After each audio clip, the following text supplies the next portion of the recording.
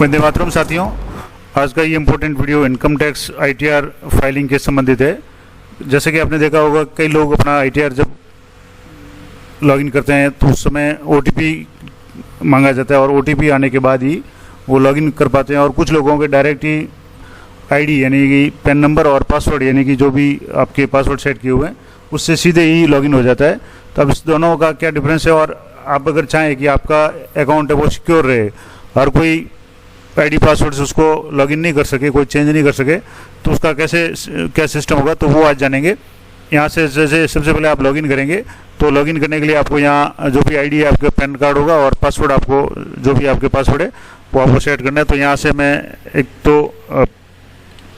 यहाँ से आपको सबसे पहले अपना जो भी पैन कार्ड नंबर है ये एंटर करना है और उसके बाद में यहाँ से आपको जो भी पासवर्ड है यहाँ आपको लॉगिन पे क्लिक करके यहाँ चेक बॉक्स पे क्लिक करना है और यहाँ पासवर्ड एंटर करना है। यहाँ पासवर्ड जो भी आपके हैं वो पासवर्ड एंटर करके यहाँ से आप लॉगिन का जो ऑप्शन है यहाँ नीचे कंटिन्यू पे क्लिक करेंगे तो ये लॉगिन हो जाएगा।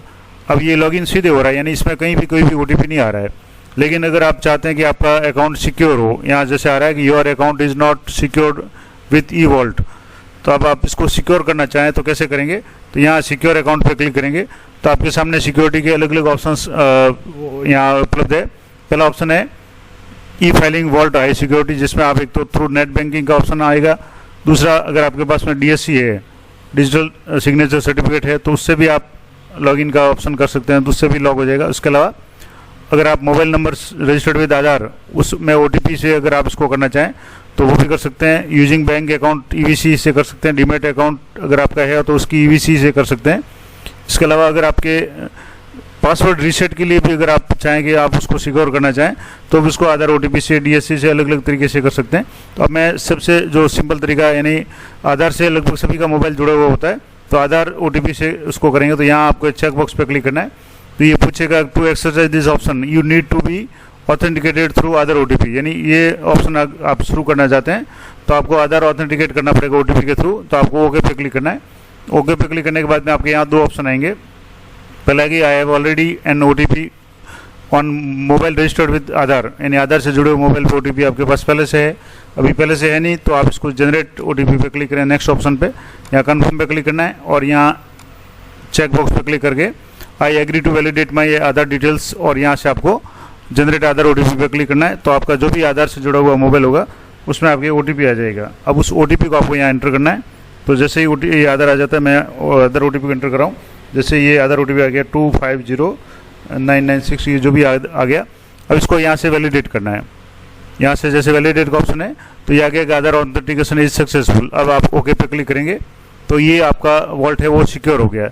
अब आप इसको कंटिन्यू पे क्लिक करेंगे तो ये आपका सिक्योर हो गया। अब मैं जैसे इसको ये कन्फर्म हो गया, यहाँ मैसेज आ गया कन्फर्म का कि आप following are the high security option selected enable for using Aadhaar OTP, और यहाँ कन्फर्म पे क्लिक करना है। यहाँ कन्फर्म पे क्लिक करते ही आपका ये मैसेज आ गया कि your higher security options have been enabled successfully and transaction ID जो भी है।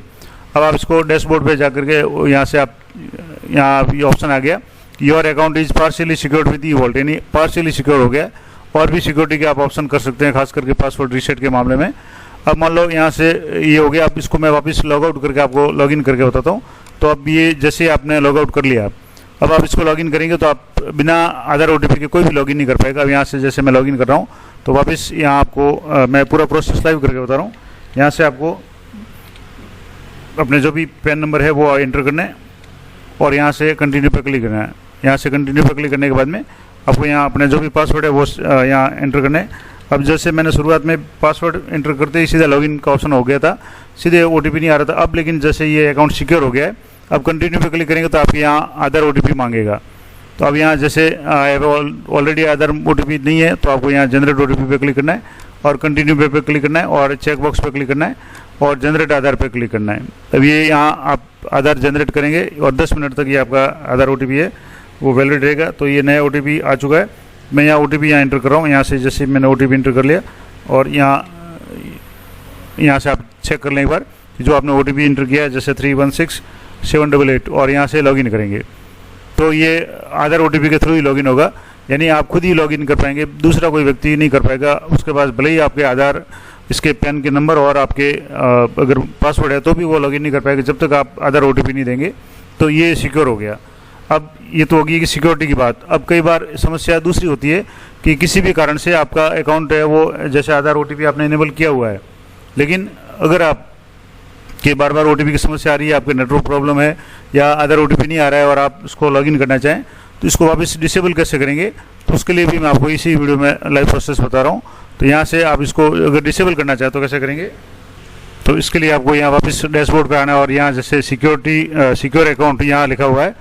अब यहाँ से जैसे आपके सिक्योर में यूज डिजिटल सिग्नेचर का एक और आ गया और हाई सिक्योरिटी पासवर्ड रीसेट का। अब यहाँ वापस आपके जो भी एक बार बैक करके जो अदर OTP का था वो आपको बंद करना है। तो उसके लिए आपको यहाँ से जैसे ये अदर OTP का ऑप्शन आ रहा है, इसको आपको चेक बॉक्स राइट को वापस अनचेक करना है और अनचेक करके इसको कंटिन्यू पर क्लिक करना है। यहाँ जैसे कंटिन्यू पर क्लिक करेंगे तो कन्फर्मेशन पूछेगा कि following are the higher security option selected disabled for other OTP। तो आपको यहाँ कन्फर्म पर क्लिक करना है और यहाँ आ गया कि your higher security option have been disabled successfully and transaction ID ये अब ये डिसेबल हो गया।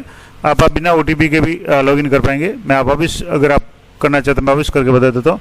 यहाँ से ऐसे इसको लॉगआउट किया और लॉगआउट करने के बाद में वापस इसको लॉगिन करेंगे तो वापस अब बिना OTP के कैसे लॉगिन होगा, तो मैं यहाँ लॉगिन नाउ पर क्लिक करके यहाँ आपको वापस दोबारा बिना OTP के लॉगिन करके बता देता हूँ।